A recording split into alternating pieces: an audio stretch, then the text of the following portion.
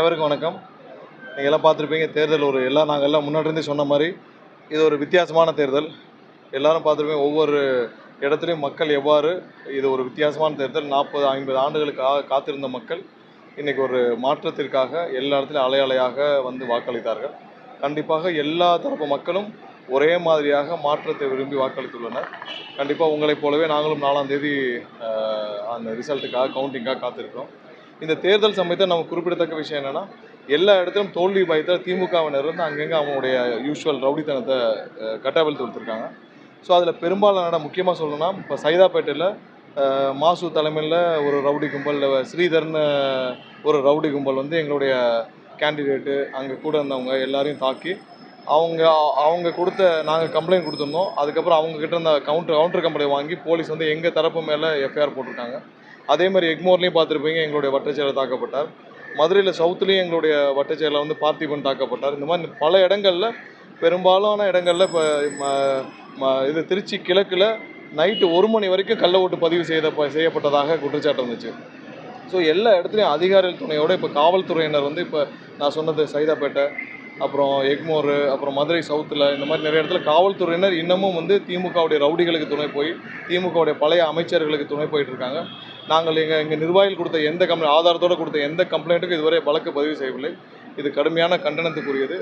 அதிகாரிகள் இனியாவது திருந்தி திமுகவிற்கு துணை போவதை விடுத்து கண்டிப்பாக பொதுமக்களுக்கும் அவங்க பார்க்குற வேலைக்கும் ஒரு உண்மையாக இருக்கணும்னு கேட்டுக்கிறோம். வேறு ஏதாவது கேள்வி? ஆமாம், பேருந்து வசதிகள் வேண்டுமென்றே வந்து தடை செய்யப்பட்டது. அதற்கு ஒரு சில அதிகாரிகள் திமுகவுடைய இன்னைக்கு நாங்கள் திரும்ப திரும்ப சொல்கிறோம், இந்த தேர்தலை நடத்தியதே வந்து அதிகாரிகள் தான். திரு செந்தில்வேல் அவர்கள், டேவிட்சன் ஆசீர்வாதம் அவர்கள், அப்புறம் உமாநாத் ஐஏஎஸ், இது மாதிரியான ஒரு சில அதிகாரிகள் சேர்ந்து தான் இந்த மொத்த தேர்தலையும் நடத்தினாங்க. திமுக சார்பாக ஸ்டாலினுக்கும் உதயநிதிக்கும் தேர்தல்லாம் என்னன்னே தெரியாது. ஸோ அவங்க 2 பேருக்கும் பின்னணியாக செயல்பட்டு இது போன்ற அதிகாரிகள் தான் இன்றைக்கி வந்து போக்குவரத்தில் இருந்த முக்கிய அதிகாரிகளை வைத்து இன்றைக்கி வந்து பெரும்பாலான இடத்துல பஸ்கள் நிறுத்தப்பட்டிருக்கு. நீங்கள் எல்லாம் பார்த்துருப்பீங்க. முக்கிய பேருந்துகள்லாம் வந்து திருப்பி விடப்பட்டிருக்கு. பேருந்துகள் எதுவும் ஆப்ரேட்டே பண்ணல.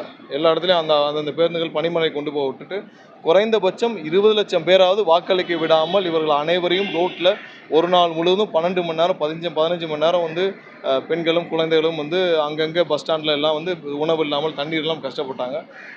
இது ஒரு மோசமான செயல். இதில் சம்மந்தப்பட்ட அனைத்து அதிகாரிகளும் கடுமையாக தண்டிக்கப்பட வேண்டும். ஏன்னா தேர்தல் ஆணையம் ஒரு வாரத்துக்கு முன்னாடி சொல்லியாச்சு, போதுமான பேருந்து வசதிகள் செய்யப்பட வேண்டும்னு. அதையெல்லாம் தெரிஞ்சும் வேண்டுமென்றே வந்து அன்னைக்கு காலதாமதம் செய்து ஒவ்வொருத்தரும் யாரையும் வரவிடாமல் செய்து போதிய பேருந்துகள் ஏற்பாடு செய்யாமல் வந்த பேருந்துகளையும் திருப்பி விட்டு இதில் ஒரு சில அதிகாரிகள் நாங்கள் ஏற்கனவே தேர்தல் ஆணையத்தில் கம்ப்ளைண்ட் கொடுத்துருக்கோம். இதை பின்னாடி இருந்து ஆப்ரேட் பண்ண அதிகாரிகள் நாங்கள் இப்போ சொன்ன அதிகாரிகள் யார், திரு டேவிட்சன், செந்தில்வேல் அவர்கள், அப்புறம் வந்து உமாநாத் போன்ற ஐஏஎஸ் அதிகாரிகள், இவங்க எல்லாம் வந்து இன்னும் வந்து ஏதோ கட்சிக்காரங்க திமுகவுடைய கொள்கை பரப்பு செயலாளர் மாதிரி ஏதோ திமுக செய்கிற அனைத்து தவறுகளுக்கும் துணை போய் இவங்கெல்லாம் உடனே செயல்பட்டுருக்காங்க. இவர்கள் அனைவரும் தண்டிக்கப்பட வேண்டும். கண்டிப்பாக ஒரு பெரிய மாற்றம் வரும். மக்கள் எதை நோக்கி 40 வருஷமாக மக்களை ஏமாற்றிய ஒரு கும்பலிடமிருந்து விடுதலை கிடைக்க வேண்டும் என்று இன்னைக்கு ஒவ்வொரு இடத்துலையும் மக்கள் வாக்களிச்சிருக்காங்க. அவர்கள் எதிர்பார்த்த விடுதலை கண்டிப்பாக 4ஆம் தேதி கிடைக்கும்.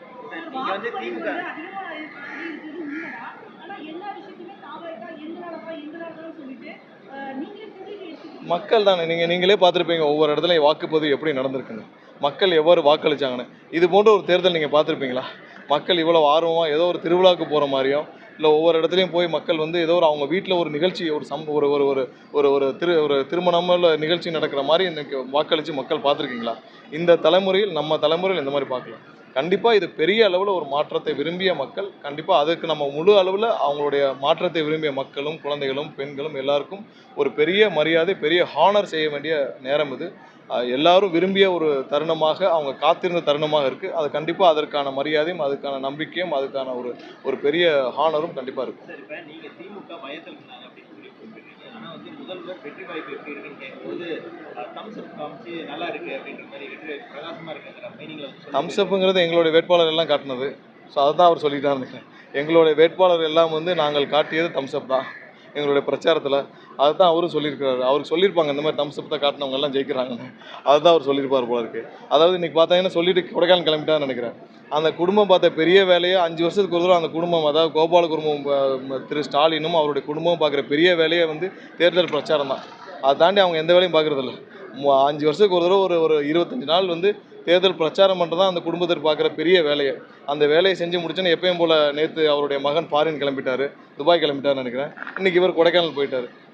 இதை தவிர்த்து இந்த குடும்பம் எந்த வேலையும் செய்யலை. மக்கள் கண்டிப்பாக இதெல்லாம் மக்களுக்கு தெரியும். இனிமேல் முழு ஓய்வு தான் அவங்களுக்கு. எந்த வேலையும் இருக்க போகிறதில்ல. இன்னும் ஒரு 5 வருஷமோ 10 வருஷமோ 30 வருஷமோ அந்த குடும்பத்திற்கு எந்த வேலையும் இருக்க போகிறதில்ல. முழு ஓய்வில் இருக்குமாறு கேட்டுக்கொள்கிறேன். தாவேகா மேல வைக்கக்கூடிய ஒரு முக்கியமான குற்றச்சாட்டு என்னன்னா, நீ எந்த ஒரு இடத்துலையும் நேரடியாகவே விஜய் அவர்கள் அதிகமா பாஜகவை விமர்சிக்கிறதுன்னு சொல்றாங்க. அதே போல தற்போது இணையத்தில் வெளியான ஜனநாயகம் திரைப்படத்துல சிறுபான்மையினருக்கு எதிரான காட்சிகள் அதெல்லாம் ரொம்ப பொய்யான பிரச்சாரங்க. சிறுபான்மையினர் அதிகமான காட்சிகள் அது வைக்கப்பட்டதாக ஒரு குற்றச்சாட்டு இருக்கு. இப்போவே தெரியலையே உங்களுக்கு அதோடைய உள்நோக்கம் என்னென்னு, எந்த உள்நோக்கத்தோடு இந்த படம் பின்னணியில் எப்படி வெளியாக இருக்குது என்னென்னு. 100% சிறுபான்மை மக்கள் அனைவருக்கும் தெரியும். 100% எங்களுடைய தலைவர் எந்த தரப்புக்கும் எதற்கு எதிராகவும் இருக்க மாட்டாங்க. அது சிறுபான்மை மக்கள் அனைவருக்கும் தெரியும். இது பொய்யான பரப்புரை ஆரம்பத்துலேருந்து செஞ்சுட்டு இருக்காங்க. இன்னொன்று, பாரதிய ஜனதா கட்சிக்கு இதில் பேசலான்னா 100 தடவை சொல்லியாச்சு. பாரதிய ஜனதா கட்சி தமிழ்நாட்டில் 1% 2% நம்ம இப்போ ஃபேஸ் பண்ணுறது அசம்பிளி எலெக்ஷன். தமிழ்நாடுடைய அசம்பிளி எலெக்ஷனில் மக்களே 1% 2% இருக்குது. பாரதிய ஜனதா பற்றி நீங்கள் பேசி என்ன பிரயோஜனம்? நமக்கு பிரதானமாக இங்கே இருக்க திமுக போன்ற தீய சக்தியை விரட்டணும்னு பேசிகிட்டு இருக்கோம். 1% 2% இருக்கிற மக்களே புறக்கணிச்ச ஒரு கட்சியை பற்றி நீங்கள் திரும்ப பேசிகிட்டு இருக்கோம். நாங்கள் தெளிவாக சொல்லியாச்சு, களத்திலே இல்லாதவர்களை பற்றி பேச வேண்டிய அவசியமே கிடையாது. பாரதிய ஜனதா கட்சி தமிழ்நாட்டில் களத்திலே கிடையாது. 1% 2% இருக்கிற கட்சியை பற்றி நம்ம எதற்காக பேச வேண்டும்? மக்களே புறக்கணிச்ச ஒரு கட்சியை பற்றி அதே நேரத்தில் பேச வேண்டிய நேரத்தில் நம்ம 100% பேசிட்டு தான் இருக்கோம். யாருமே சொல்லுங்க இல்லை அப்படிலாம் கிடையாது. நீங்களே பார்த்துருக்கீங்க, எங்கேயாவது அந்த மாதிரி சொல்லியிருக்கேன். அது மாதிரி சொல்லுங்கள். பொய்யான அதான் சொல்கிறேன்னே, எங்கேயுமே அஃபிடேவிட்டே பார்க்காம, எங்கள் தலைவருடைய அஃபிடேவிட் நாங்கள் ரிவைஸ் பண்ணி சப்மிட் பண்ண அஃபிடேவிட் கூட பார்க்காம ஒரு கேஸ் ஃபைல் இருக்குது. இந்த ஏற்கனவே இந்த கரூர் டைமில் ஒரு பொய்யான ஒரு வழக்கு பதிவு செய்து அதுக்கு போய் சுப்ரீம் கோர்ட்டில் கூட்டு வாங்கினாங்களே, அந்த மாதிரி திமுக தோல்வி பயத்தில் அவசரப்பட்டு இந்த மாதிரி சிறு பிள்ளைகள்லாம் நிறைய பேர் அனுப்பிச்சி விட்டு வேலை பார்த்துட்டு இருக்காங்க. அதெல்லாம் நாங்கள் ராகுல் காந்தி சொல்லப்பட்டது. ஆனால் தற்போது ராகுல் காந்தி முதல்வர் போற சேர்ந்து இல்லை, அவங்க கூட்டணி சம்மந்தப்பட்ட விஷயங்கள். ஆனால் நான் முதல்லேருந்தே பார்ப்பது 2006லேருந்தே பார்ப்பது என்னன்னா, திரு ராகுல் அவர்கள் அவருடைய தந்தை மரணத்தில் சம்பந்தப்பட்டு இருக்கும் திமுகவோ இல்லை திரு கருணாநிதி அவர்களோடவோ எந்த உறவும் வைத்துக்கொள்ள அவர் விரும்பவில்லை. முதல் நாள் நாங்கள் 2006லேருந்தே பார்த்துருக்கோம். அவர் என்றைக்குமே அப்போ அவங்க சென்ட்ரல் கவர்மெண்ட்டில் அவங்க ஆட்சியில் இருந்த காலத்தில் கூட திரு கருணாநிதி அவர் முதல்வராக இருக்கப்போ கூட திரு ராகுல் பல தடவை சென்னை வந்திருக்காரு. அவர் கருணாநிதியை சந்திக்கவே கிடையாது. அவர் என்றைக்குமே திமுக மேலே அவருக்கு நம்பிக்கையே கிடையாது. ஏதோ அந்த அரித்மெட்டிக்காக அது ஓடிட்டு இருந்தது. மற்றபடி அவங்க கூட்டணி விவகாரத்தை பேசுறதுக்கு நமக்கு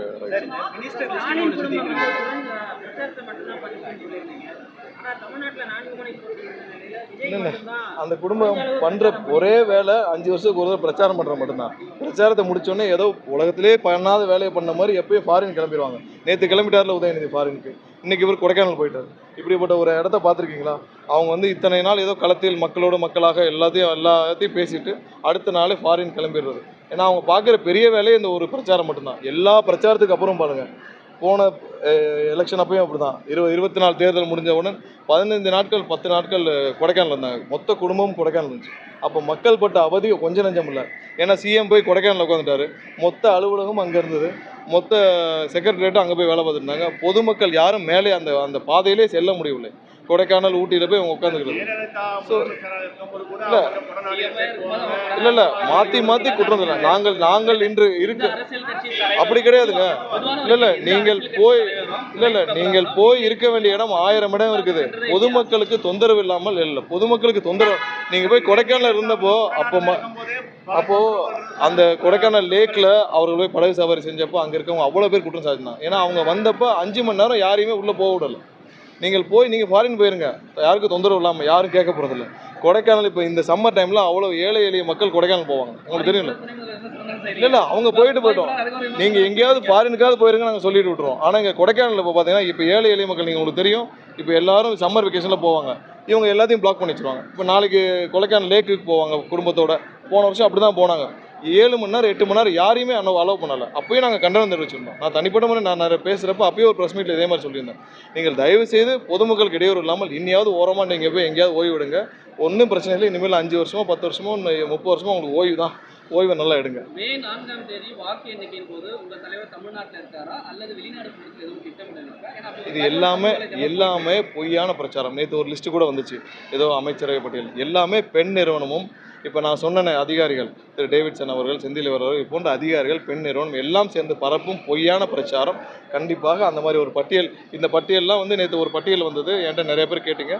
கண்டிப்பாக அதெல்லாம் பொய்யான பிரச்சாரம், அந்த மாதிரி எதுவுமே இல்லை. இது எல்லாம் சேர்ந்து பெண் நிறுவனத்தாலும் அது பின்னாடி இருக்கிற அதிகாரிகளாலும் பரப்பப்படும் பொய்யான பிரச்சாரம். இல்லைங்க, எல்லாரும் இப்போ தாங்க நாங்களே சென்னைக்கு வர்றோம். அதெல்லாம் வந்து பொய்யான பிரச்சாரம். இதெல்லாம் வந்து முதல்லேருந்து இந்த மாதிரி பொய்யான ஃபேக் கார்ட்ஸ் வந்து பரப்புறதே பெண் நிறுவனம், அதற்கு ஆலோசனை சொல்லும் அதிகாரிகளும் தான்.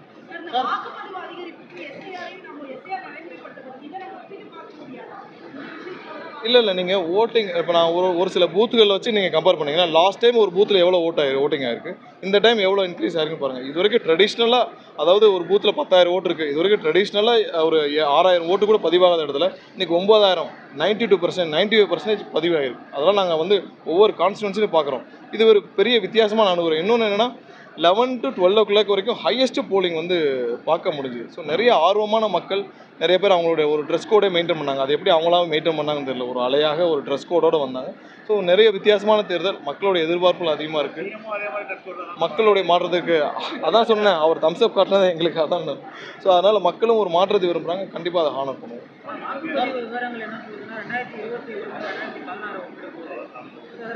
இல்லை 4ஆம் தேதி ரிசல்ட்டை பார்ப்போம். நன்றி. எல்லாருக்கும் கம்ப்ளைண்ட் கொடுத்துருக்கோம். மறுபடியும் இன்றைக்கி கமிஷன் ஆஃபீஸில் கம்ப்ளைண்ட் கொடுக்க சொல்லியிருக்கோம். இப்போ இந்த சைதாப்பேட்டில் அந்த ஸ்ரீதரன் ஒரு ரவுடி இருக்கிறாரு, அவர் ஒவ்வொரு எங்களுடைய நிர்வாகிகளுக்கும் வந்து கொலை மிரட்டல் விடுத்துறதா சொல்கிறாங்க. அசிஸ்டன்ட் கமிஷனருக்கும் தாக்கியிருக்கதா சொல்கிறாங்க. அவர் எங்கிட்ட வீடியோவும் இருக்குது. கமிஷனர்கிட்ட கம்ப்ளைண்ட் கொடுக்க போகிறோம். எஃப்ஐஆர் கண்டிப்பாக இவங்க ஃபைல் பண்ணணும், அவங்க மேலே நடவடிக்கை எடுக்கணும். எல்லாத்துக்கும் வீடியோ ஆதாரம், சிசிடிவி ஆதாரம் எல்லாம் இருக்குது. எல்லாமே இருந்தும் நடவடிக்கை எடுக்கலை. அதே தான் எக்மோர்லேயும், மதுரை சவுத் கான்ஸ்டிடுவன்சிலையும் எங்களுடைய நிர்வாகி பார்த்திபன் தாக்கப்பட்டிருக்காரு. அனைவர் மீது நடவடிக்கை எடுக்கணும். நாங்கள் கம்ப்ளைண்ட் கொடுத்துருக்கோம். பார்ப்போம்.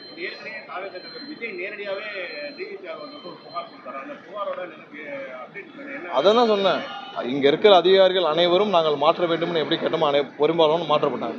நான் திரு செந்தில்வேல் அவர்களை மாற்றணும்னு முதல் நாள் கொடுத்துருந்தேன். முதல் நாள் ப்ரெஸ் மீட்டை சொன்னோம். அதை எலெக்ஷனுக்கு 4 நாள் முன்னாடி பண்ணாங்க. அவர் மெடிக்கல் லீவில் போயிட்டு தான் ஆப்ரேட் பண்ணிட்டு இருக்கான்னு சொன்னோம். அவர் எலெக்ஷனுக்கு போலிங்க்கு 5 நாளுக்கு முன்னாடி 5 நாளுக்கு முன்னாடி தான் மாற்றம் பண்ணாங்க. ஸோ இதை முன்னாடியே செஞ்சுருக்கணும். இது பிஜேபியும் திமுகவும் சேர்ந்து பண்ண வேலை. அவங்களுக்கு வந்து பிஜேபிக்கு தெரியாதா யார் பின்னாடி இருந்து ஆப்ரேட் பண்ணாங்க? திரு செந்தில்வேல் அவர்கள் எதுக்கு எலெக்ஷனுக்கு 2 வாரத்துக்கு முன்னாடி லீவே போடாத செந்தில்வேல் அவர்கள் எலெக்ஷனுக்கு 2 வாரத்துக்கு முன்னாடி எதுக்கு மெடிக்கல் லீவில் போனார்? எலெக்ஷன் 2 வாரத்துக்கு முன்னாடி மெடிக்கல் லீவில் போன செந்தில்வேல் அவர்கள் பின்னாடி இருந்து ஆப்ரேட் பண்ணுறாரு. அவர் தான் கேம்ப் ஆஃபீஸில் இருக்கிறார், எல்லாத்தையும் பண்ணுறாரு. நான் பர்சனலாக கம்ப்ளைண்ட்டும் கொடுத்தோம், ப்ரெஸ் மீட்லேயே சொன்னோம். அப்புறம் அதை கடைசியாக போலிங்க்கு 4 நாளுக்கு முன்னாடி எதுக்கு செந்தில்வேல் ட்ரான்ஸ்ஃபர் பண்ணோம்? அது வரைக்கும் அவர் தானே எல்லாத்தையும் ஆப்ரேட் பண்ணார். அப்போ பிஜேபிக்கு இதெல்லாம் தெரியாதா? பிஜேபியும் திமுகவும் கூட்டாக சேர்ந்து என்ன செய்யணுமோ அதை செஞ்சுட்டு இருந்தாங்க. அவங்களுக்கு வேறு வழி இல்லாமல் நாங்கள் கொடுத்த அழுத்தத்தின் காரணமாக இதெல்லாம் நடந்துச்சு.